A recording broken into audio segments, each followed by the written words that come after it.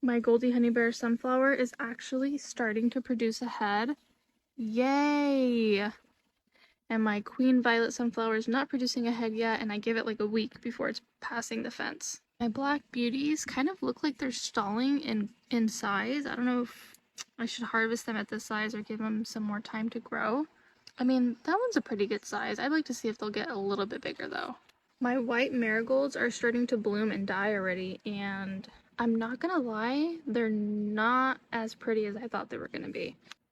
My Bella Rosa and my little, this is a dwarf marigold, starting to produce a little bud already. My Roma's getting sick, shocker. A lot of my plants, a lot of my tomatoes are getting sick, and I think it's because of all the rain that we've been having, because I water them correctly, don't get me wrong.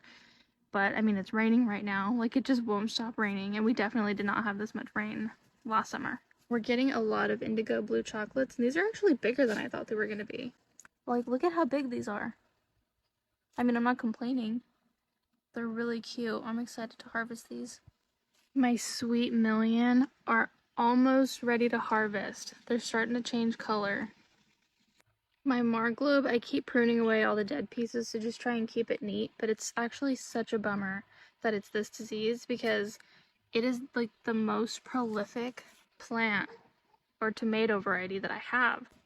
My Black Krim is starting to gain color and I am so excited. Look at how gorgeous they are. This Roma plant, lots of disease, same thing. Finally starting to, the bugs. Finally starting to turn red. And this is the other Marglobe plant that I have. Lots of tomatoes. That one's starting to turn color. We have a lot more up here. My Bella Rosa is kind of getting lost in there, but we have some over there. And then my Guajillo plants are the first to be producing peppers. So like we have a big one right here. We have another big one right here. And that's how the garden's doing on this very rainy last day of May.